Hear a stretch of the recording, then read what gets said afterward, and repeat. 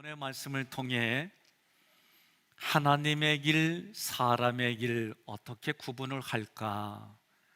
내 마음속 깊은 곳으로부터 하나님이 기준이 되고 하나님이 원칙이 되면 그것은 하나님의 일입니다. 그러나 나를 드러내고 하나님의 일을 말하지만 나를 드러내는 것이 내 마음속에서부터 출발한다면 그것이 사람의 일이다라고 얘기를 하는 거예요. 하나님의 일을 위해 부름받았습니다. 부름받은 우리는 그 하나님 앞에 어떤 자세로 신앙생활해야 될까? 이런 관점으로 말씀을 들으시기를 바랍니다. 21절의 첫 번째 구절, 이때로부터 예수 그리스도께서 자기가 예루살렘에 올라가, 이때 이 헬라어 토테는 하나님께서 정하신 때예요. 그때는 구체적으로 성령이 역사했습니다. 베드로가 그 성령의 역사로 고백합니다. 주는 그리스도시요 살아계신 하나님의 아들입니다. 이렇게 말한 때부터 예수님이 헬라어 원문을 보니까 데이 아우토스 에이스 히에로솔루미 아페르코마에, 이거 신경 안 써도 돼요. 중요하기 때문에 제가 일부러 원문에서 발췌했습니다. 얘기는 반드시 예수님 자기 자신이 예루살렘으로 향하여 올라가야만 한다. 여기서 동사 데이가 가장 앞에 쓰였어요. 중요하다는 얘기입니다. 강제를 뜻하는 거예요. 반드시 뭔가를 해야 한다. 예수님께서 지금 자기 자의적으로 예루살렘에 반드시 올라가야만 했습니다. 이것은 선택의 여지가 없다는 거예요. 올라가 아페르코마이는 능동형으로 쓰였어요. 무슨 얘기냐? 구원자 예수님이 고난을 받습니다. 죽임을 당합니다. 그런데 이 일이 하나님의 뜻임을 알아요. 하나님의 뜻을 알고 여기에 순종하겠다. 그래서 쉽게 말하면 죽으러 올라가겠다, 이런 뜻이에요. 두 번째 구절, 장로들과 대제사장들과 서기관들에게 많은 고난을 받고 죽임을 당하고 제3일에 살아나야 할 것을 제자들에게 비로소 나타내시니, 예수 그리스도를 대적한 그룹이 다 나왔어요. 장로들, 제사장들, 서기관들, 이들이 모여있는 기간이 최고의 법정기간, 유대인들에게 최고의 법정기간인 산헤드린 기간에 속하는 거예요. 인원은 70명입니다. 이 사람들이 예수님을 대적했어요. 장로들, 이 장로들은 산헤드린 구성원 중에 성직자가 아닌 평신도들로 구성됐고, 그들이 했던 거는 일반적으로 민사소송을 다루었어요. 대제사장은 원래는 한 명이에요. 그 전임자들까지 포함해서 얘기하는 거예요. 이들은 사두개인파의 지도자들입니다. 유대 행정부의 고위 관직을 대부분 장악했어요. 이들이 다루는 것은 종교 문제예요. 서기관들은 모세오경의 가르침을 받아서 일반 백성들에게 모세오경을 가르치는 거요, 바리새인들입니다. 이들은 하나님을 알았을 뿐만 아니라 예수님을 그리스도로 고백해야 되는 위치, 그런 존재였어요. 그러나 이들은 그렇게 하지 않았어요. 왜? 종교적인 신념에 따라, 그들이 가지고 있는 권세 때문에, 그들이 가지고 있는 부와 명성 때문에, 그리고 그들이 가지고 있는 지위로 인해서 영적인 눈이 멀은 거예요. 많은 고난을 받고, 이 고난을 받고 파스코는 그리스도의 고난이 우연이 아니다, 반드시 필요한 고난인데, 그 고난을 예수님이 자원해서 능동적으로 받으시겠다, 순종하겠다, 그런 뜻이에요. 죽임을 당하고 아포크테이노는 하나님이 계획하고 하나님의 계획에 의해서 작정하고 예수를 죽이시는 거예요. 이것을 아는데도 불구하고 그 길을 올라가는 거예요. 3일에 살아나야, 이 3은 완전과 부활을 상징해요. 살아나야 에게로이는 하나님께서 죽이신 예수 그리스도를 반드시 되살아나게 하겠다, 이런 뜻입니다. 제자들에게 비로소 나타내시니, 예수님이 제자들에게 처음으로 죽음과 부활을 설명하기 시작했다는 겁니다. 22절의 첫 번째 구절, 예수님의 이 설명을 듣고 베드로가 예수를 붙들고 항변하여 이르되, 이 붙들고 프라오 슬람바노는 예수님께서 하나님의 일을 하지 못하도록 예수님을 다른 곳으로 데리고 간다, 그런 뜻이에요. 항변하여 에피티마오는 지금 베드로가 감히 예수님을 벌주듯이 꾸짖기 시작했다는 거예요. 비난하기 시작했다는 거예요. 이르되 베드로 자신이 자기의 주장을 하나하나 이야기하는 거예요. 두 번째 구절, 주여 그리 마옵소서, 이 일이 결코 주께 미치지 아니하리이다. 주여, kyrios는 구원자이며 지도자이신 예수님이 공동체를 돌보고 책임을 져야 한다는 의미로 주여 하고 부른 거예요. 그리 마옵소서, 이 소위 단어는 주님이 하셔야 될 역할이 있습니다. 그 역할을 생각하셔야 됩니다. 무슨 얘기냐? 베드로뿐만 아니라 이 당시의 유대인들이 메시아를 기다렸어요. 그들이 기다리는 메시아는 항상 승리하게 해주는 메시아예요. 자기들에게 지위를 줍니다. 자기들에게 권세를 줍니다. 자기들에게 능력을 줍니다. 자기들에게 최고의 지배권을 줍니다. 그런 지배권을 가지고 예수님이 지금 칼을 휘둘러야 합니다. 이 일이 결코 주께 미치지 아니하나이다. 이 일은 예수님께서 고난을 받으시고 십자가에서 죽으시고 부활하시는 이 일이 결코 나 베드로가 일어나지 않게 하겠습니다. 23절, 예수께서 돌이키시며 베드로에게 이르시되, 이 돌이키시며 스트레포는 예수님께서 베드로를 향하여 방향을 바꾸셨다. 좀 더 깊은 말로 얘기를 하면 지금 주님이 하시는 말씀으로 베드로에게 생명을 주시려고 말하기 시작했다는 거예요. 이르시되, 예수님께서 베드로에게 작정하고 말씀하십니다. 말씀하신 내용 듣습니다. 사단아, 내 뒤로 물러가라. 너는 나를 넘어지게 하는 자로다. 사단은 하나님의 뜻을 대적하는 대적자입니다. 물러가라 힙하고는 예수님의 뒤로 떠나라고 단호하게 명령하는 겁니다.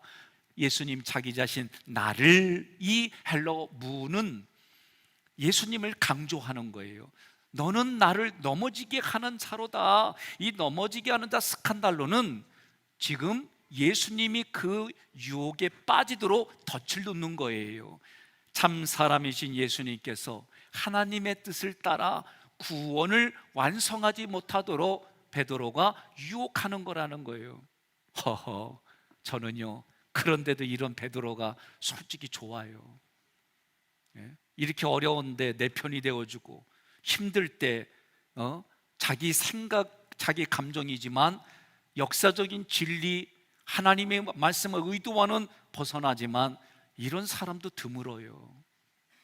옆에 분에 그럽시다. 베드로가 나요, 그러세요.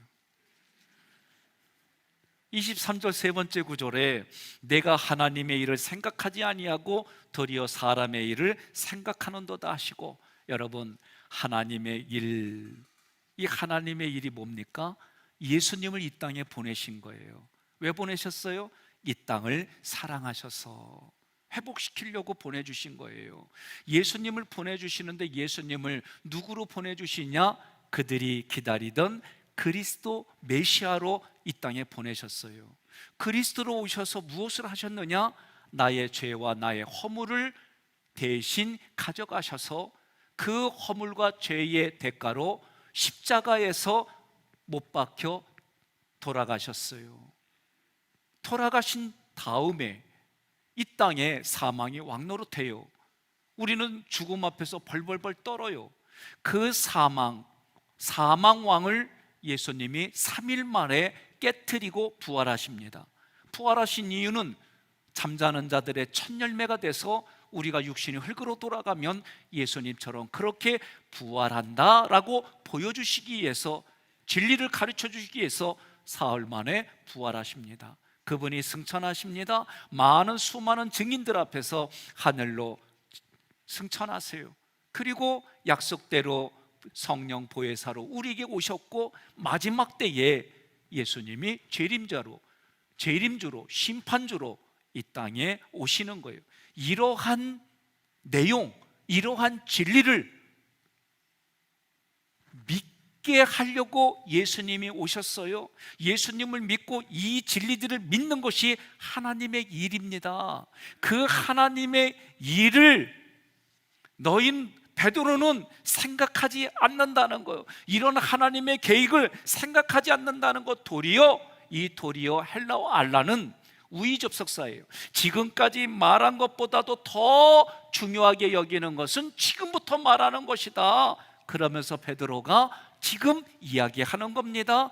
이에 예수께서 제자들에게 이르시되, 지금 예수님이 더 중요하게 말씀하시는 거예요. 이르시되 보는 제자들에게 의도를 가지고 작정하시고 말씀하는 거예요. 만일 누구든지 나를 따라오려거든, 이 헬라어로 제가 일부러 찾아냈어요. 에이티스텔레이 오피소모 엘데인. 아까 말씀드렸죠? 기억하지 않아도 돼요. 여기에서 중요한 단어가 있어요. 그거는 델레이라는 동사예요. 이것은 우리나라 말로 하면 원하다, 결정하다, 그런 뜻이에요. 이 단어가 왜 중요하냐? 이 단어는 심사숙고하는 겁니다. 심사숙고한 끝에 내가 지금 이러한 이유로 오신 예수님, 앞으로 죽으시고 부활하시고 승천하고 재림하실 그 예수님을 나의 그리스도로 따르기로 선택하여 결정하는데 단호하게 결정했다. 이게 델레이의 뜻이에요. 오늘 여러분과 제가 처음부터 자주 드린 말씀이 뭐냐면, 의도적으로 여러분들이 선택하고 결단하는 겁니다. 이것이 내 마음속에 먼저 일어나야 되는 거예요. 그래서 만일 누구든지 예수님을 추종하며 그 추종자로 따라가려고 한다면, 예수님께 온다는 것이 어떻게 오는 거냐면 공개적으로 오는 거예요. 숨어서 오는 게 아니에요. 이 당시에 공개적으로 온다는 얘기는 예수님처럼 나도 죽겠습니다 하고 오는 거예요. 옆에 분에게 인사합시다. 아멘 하는 것도 하나님이 시켜서 하는 거래 그러세요. 24절의 세 번째 구절, 우리가 중요한 거는 델로이, 자기의 뜻을 그리스도를 따르겠다고 심사숙고해서 결정하고, 두 번째 해야 될 게 뭐냐? 자기를 부인하고. 자기의 헤우트는 자기 스스로 부인한다. 이 부인하다, 아파로네오마이는 나를 포기한다, 그런 얘기예요. 실제로 내가 가지고 있어요. 여러분, 성경이 지금 제가 이거는 내가 돈 주고 산 거예요. 누구 거요? 다시 얘기해요. 제가 돈 주고 샀어요. 누구 거요? 그렇죠, 내 거예요. 내 거. 여러분이 자기 거라 해도 안 돼, 이거 내 거예요 이렇게 얘기하는 게 정상이요. 그런데 오늘 자기를 부인한다는 얘기는 내 거지만 주님의 것입니다 이렇게 말하라는 거예요. 이게 자기를 부인하는 거예요. 실제로 내 것이지만 내 것이 아니고 예수님 겁니다. 예수님께는 어떤 상황이든지 간에 예스! 그러나 나에게는 아닙니다 라고 말하는 것이 자기를 부인하는 거다. 내가 지금 하고 싶어 하는 거 포기하는 게 자기를 부인하는 겁니다. 내게 편리한 것을 포기하는 것이 자기를 부인하는 겁니다. 욕망적인 것, 충동적인 것, 내가 지금 자랑하고 싶은 것, 이런 것들을 다 포기하는 것이 자기를 부인하는 거예요. 여러분, 그렇다면 세 번째로 해야 될 게 뭐냐? 네 번째 구절, 자기 십자가를 지고 나를 따를 것이니라. 아멘. 여기서 자기 십자가의 자기는 나를 포기하고 예수 그리스도를 따르는 사람들, 그 사람들을 말하는 거예요. 여기서 십자가 스타우로스는 이 당시에, 예수님 당시에 남녀노소 상관없이 이 사람들은 십자가만 다 알아요. 그 당시에 십자가는 잔인한 형벌 도구예요.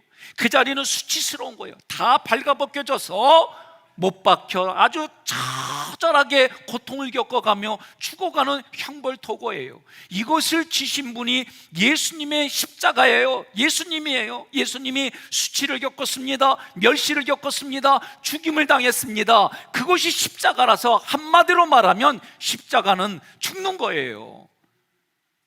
예수님의 그 십자가, 그 길을 내가 따라가기로 결정한 사람들은 자기를 먼저 하나님 앞에 예수님을 따라가겠습니다. 그 죽음의 길로 걸어가신 예수님을 따라갑니다. 그리고 자기를 부인하지 못하면 십자가를 칠 수가 없는 거예요. 십자가는 내가 감당하고 참아내야 할 대상이 아니에요. 때로는 어려우면 아우 십자가야 그래요. 그 정도가 아니에요. 죽는 거예요. 지금 여기서 말하는 건 죽는 거예요. 여러분들은 너무 죽어갖고 아멘도 못해요. 그렇다면 믿는 자가 자기를 어떻게 죽일 수 있느냐? 로마서 6장 11절로 13절 교독하겠습니다. 이와 같이 너희도 너희 자신을 죄에 대하여는 죽은 자요 그리스도 예수 안에서 하나님께 대하여는 살아있는 자로 여길지어다. 그러므로 너희는 죄가 너희 죽을 몸을 지배하지 못하게 하여 몸의 사욕에 순종하지 말고 함께 또한 너희 지체를 불의의 무기로 죄에게 내주지 말고 오직 너희 자신을 죽은 자 가운데서 다시 살아난 자 같이 하나님께 드리며 너희 지체를 의의 무기로 하나님께 드리라. 아멘. 그 십자가를 지고 이 지고 아이로는 예수 그리스도 안에서 하나님이 예수님을 통해 보여주신 그 모든 하나님의 뜻에 내가 순종합니다, 그런 뜻이에요. 예수님을 계속 그리스도로 믿겠습니다. 그 예수님을 하나님으로 내가 예배하겠습니다. 그 예수님이 걸어가신 길을 내가 따라가겠습니다. 그것이 십자가를 지고의 의미예요. 나를 따를 것이니라. 나를 위해서 따르라는 거예요.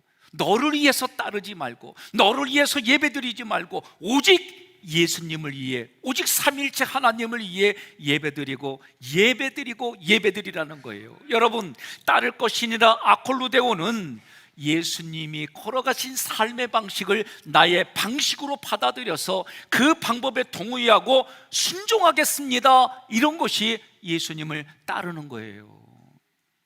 25절에 누구든지 제 목숨을 구원하고자 하면 잃을 것이요 이 구원 소조는 자기 스스로가 자기의 생명을 구원한다. 그래서 구원한 상태로 보존하고 이익을 감당하겠다, 그런 뜻이에요.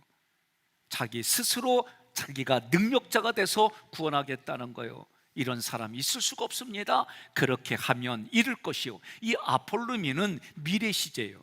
지금은 멸망당한다는 게 아니에요. 앞으로 미래에 그가 모든 것을 잃어버릴 것이요. 다시 말하면 누구든지 자기 힘으로 자기 영혼을 구원하고 보존하고 이익을 얻으려면 미래에 영혼육이 다 스스로 멸망을 당한다. 두 번째 구절, 누구든지 나를 위하여 제 목숨을 잃으면 찾으리라. 이하여, 이거는 예수님 때문에, 이런 뜻이에요.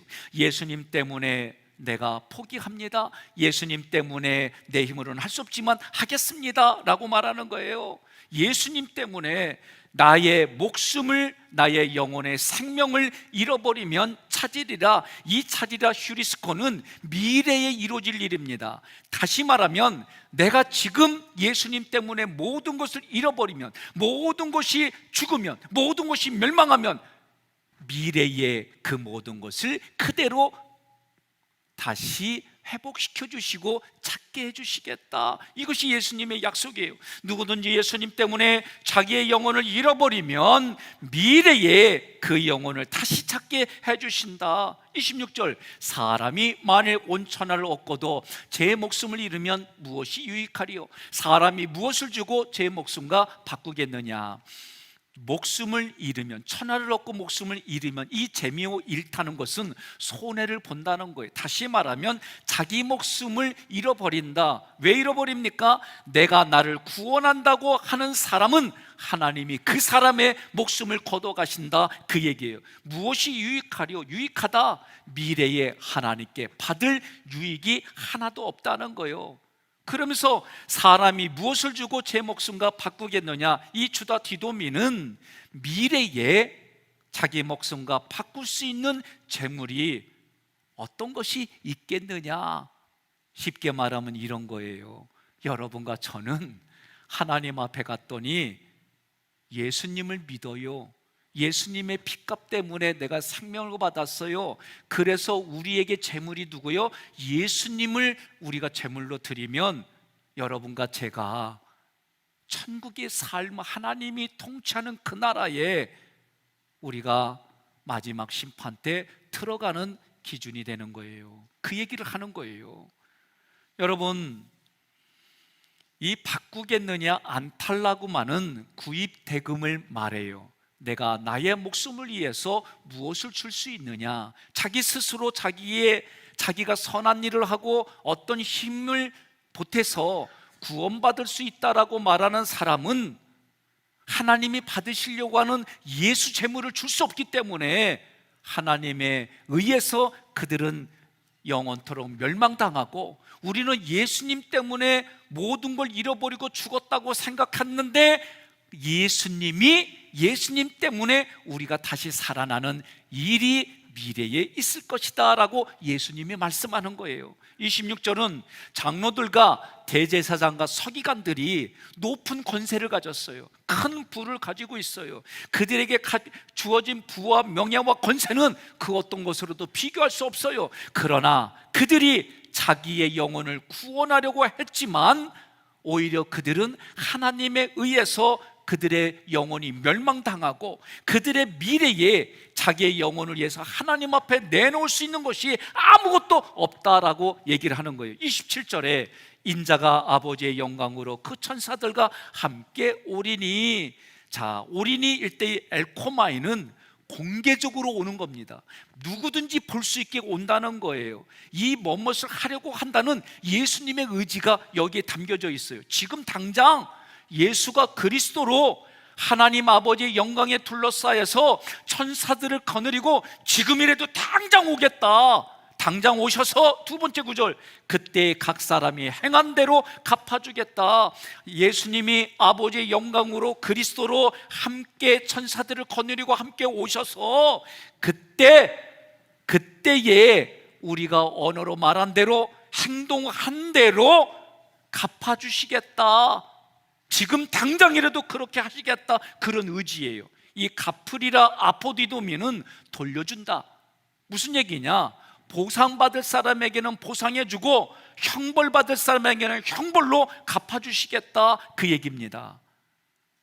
자, 중요한 거는요, 예수님은 이렇게 말씀하실 그 당시부터 바로 오시려는 마음이 가득한데 하나님의 때가 아직 아니기 때문에 기다려주는 거예요. 그런데 기다려주는 얘기를 정확하게 성경을 읽어보니까 누구 때문에 그러느냐? 옆 사람이 그래요. 나 때문에 기다려주는 거예요. 그러세요. 내가 하나님이 원하는 상태로 성장하고 성숙해지고 내 마음에 그 모든 것이 하나님이 원하는 기준에 올라올 때까지 기다려주는 거예요. 옆 사람에게 다시 인사해요. 나 때문에 종말이 늦어졌어. 그러세요. 지금 그런 의미예요. 28절에 진실로 너희에게 이르노니, 구원자 예수님이 미래에 일어난 일을 지금 제자들에게 말씀해 주신다는 거예요. 두 번째 구절, 여기 서 있는 사람 중에 죽기 전에, 자, 사람 중에 죽기 전에, 이 얘기는 마슬보다, 기오마이라는 이 단어는 마슬보다 참가하다, 그런 뜻이에요. 예수님께서 다시 오시는 그 일에 내가 참가한다. 다시 말하면 제자들 중에는 몇몇들이 죽음을 맛보지 않고 살아 있어서, 세 번째 구절, 인자가 그 왕권을 가지고 오는 것을 볼 자들도 있느니라. 오는 것, 엘코마이는 하나님이 약속한 대로 공개적으로 오는 걸 말해요. 볼 자들도, 이 자들도 휘오스는 아들이라는 뜻이에요. 이 제자들이 하나님의 자녀가 되어서 육신이 살아있을 때에 예수님이 약속한 것을 보는 자도 있게 해주시겠다. 다시 말하면 이 제자들 중에는 영혼육이 살아서 예수 그리스도가 하나님의 나라의 왕으로 오시는 것을 보게 되는 자들도 있다라는 거예요. 이의 약속은 예수님이 죽으심으로 사흘 만에 부활하셔서, 그리고 약속한 대로 세상 끝날까지 너희와 함께 하겠다, 그리고 성령으로 오셨어요. 그것이 오순절, 사도행전 2장 1절에 오순절에 있었던 일이에요. 거기에 모인 모든 제자들에게 성령이 충만해져서 각 나라 방언으로 복음을 전하는 일이 성경에 기록되어 있어요. 예수님이 하신 말씀이 미래에 있을 이야기지만 지금 마태복음 16장에서는 그런 일들을 예수님이 얘기하시는 거예요. 예수님이 말씀하신 대로 이 일들이 다 이루어졌습니다. 하나님 나라의 권능이 임했어요. 이제 우리가 신앙생활하는 이 하깃교회에서 하나님이 우리 각자를 교회로 만들어 주실 뿐만 아니라 하나님 나라의 권능으로 여러분과 제가 움직이는 그 자리까지, 미천하게 생각하는 그 환경과 사람에게까지 예수님이 약속한 이곳이 흘러가게 해주시겠단 말이요. 이 일에 성현아 이리 와라, 그래서 내가 너 목사 삼겠다, 그렇게 해주신 거예요. 그래서 저는 그 하나님의 계획에 아멘합니다.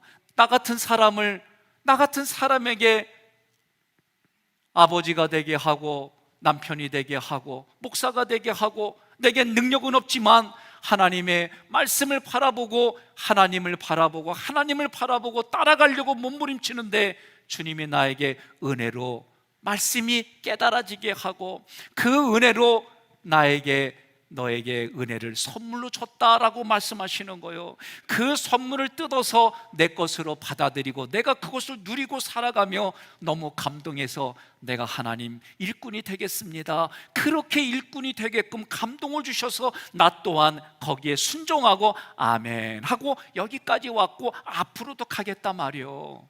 이게 에베소서 3장 7절의 말씀이에요. 함께 봉독합니다. 이 복음을 위하여 그의 능력이 역사하시는 대로 내게 주신 하나님의 은혜의 선물을 따라 내가 일꾼이 되었노라. 아멘.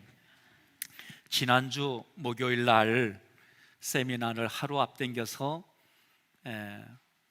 여선교회 성경 가르치는 반을 가르치고 오후에 원로 목사님을 뵀습니다. 저에게 먼저 전화를 주셔가지고 아주 기분 좋게 찾아뵀어요. 찾아뵀더니 머리에 모자를 딱 쓰셔요. 그 동네 가보니까 좀 추워요. 산기슭인데 그곳에서 모자를 쓰시고 반갑게 맞아주세요. 그리고 방에 들어가니까 못 보던 십자가가 2개가 있어요. 하나는 벽에 붙여 있고 하나는 루터가 기도했을 때의 그 사진 뒤에다가 목사님이 이렇게 조각을 내가지고 마치 예수님의 얼굴처럼, 그리고 벽에 붙인 거는 쌀이나무로 했는데 가운데가 뻥 뚫려 있어요. 그래서 제가 그 십자가에 대해서 얼마나 정성껏 설명하시는지 제가 몰래 촬영했어요. 이거를 도찰이라고 그래. 촬영했더니 목사님이 십자가의 그 의미를 하나하나 얘기해주고, 그리고 조그맣게 조각해서 그 앞에 묵상하고 이야기하시는 거예요. 그러면서 그날 출발할 때 조그만 책을 하나 교회에 소포로 왔어요. 보니까 이런 책이에요. 은퇴 순례자의 노래, 저자 조중기. 그래가지고 이 책을 제가 간단하게 보니까 저 그림도 목사님이 책을 사가지고 그림 그리는 방법을 훈련해가지고 본인이 직접 다 그림을 그렸어요. 아들 2분이 돈을 내서 200권의 책을 만들었어요. 그리고 3년 동안 낙서하듯이 매일매일 낙서하듯이 쓴 것들로 여기에 기록을 하고 그림도 그려가며 3년 동안 이렇게 지냈다는 마음으로 했어요. 마지막 장에 보면 하깃교회와 그리고 담임 목사님 우리 모두에게 고맙고 감사하다고 마지막에 글을 썼어요. 그날도 처음 저랑 헤어질 때 하신 말씀이 있어요. 내가 하깃교회에서 명예롭게 은퇴할 수 있도록 모든 교인들이 도와줘서 이제부터는 내가 갚으며 살게 해달라고, 그래서 성도들의 애경사가 있으면 전화 달라고 그랬어요. 제가 고민을 많이 했어요. 대전에 어느 감독님이 은퇴하시고 교회로부터 월 500만 원씩 받는데 교인들의 애경사를 다 하다 보니까 실제로 본인이 살아가는 데는 너무 부족한 거예요. 제가 그 얘기를 듣고 고민하고 어떻게 할까 하다가 우리 장로님들의 애경사만 목사님께 제가 연락을 했어요. 그분 어렵게 살면 안 되겠다 싶어가지고 그랬어요. 그랬더니 이번에도 또 내가 교인들에게 빚진 게 많아서 기도도 하지만 그래도 애경사에 내가 마음을 표현하고 싶다고, 그래서 또 그때처럼 예 하고 인사는 했지만 뭔 말인지 알아들었죠? 저의 마음도 여러분이 헤아려 주시고 원로 목사님의 마음도 헤아려 주시기 바랍니다. 그래서 이 책을 200권 중에 50권을 저에게 주시면서 읽어보고 마음에 안 들면, 조금이라도 목회에 도움이 안 되면 주지 말라고. 근데 제가 읽어보니까 너무 목사님의 마음이 가슴에 와닿아요. 교회를 향하고, 그리고 여러분들의 고마움이 있길래 제가 이거를 장로님들께 드리고 남은 거는 선착순으로 드리려고 그래요. 그래서 먼저 요청하는 분에게 드릴 겁니다. 그래서 제가 목사님 만나 뵙고 제가 많은 생각을 깊이 했어요. 끝나고 나면 사람들은 여러 가지 생각이 있는데 목사님처럼 이런 생각을 잘 안 갖는데, 그리고 저에게 또 교회 생일날 되면은 오기로 저랑 약속했는데 요번에 또 그러셔. 조금 더 뒤로 시간을 좀 물러달라고. 그러면서 그 말씀하는 의도에는 제가 목회를 하는데 조금이라도 부담되게 하지 않으려고, 또 여러분들을 생각하고 기도하며 그 마음이 가슴으로 느껴지는 거예요. 나도 저런 모습을 닮아가야 되는데, 하나님이 불러주셔서 목숨 생명 다하기까지 십자가에 죽기까지 순종했던 예수님, 그리고 그 정신을 이어받아서 이 하객교회가 잘 되고 후임자와 함께 여러분들이 행복한 신앙생활할 수 있도록 전임자의 그런 배려들이 가슴으로 느껴지고, 하나님이 불러주시는 날까지 그 트리니티를 3년 동안 하나하나 더 깊이 쉽게 조목조목 글을 다시 쓰고, 그리고 직접 그림을 그려가면서 이 모습을 보니까 우리가 하나님이 불러주시는 그날까지 하나님의 일을 하는 것이 우리들의 모습이 아닌가. 나를 드러내지 아니하고 하나님 앞에 영광 돌리는 그런 현장을 우리 서로 만들어 가십시다.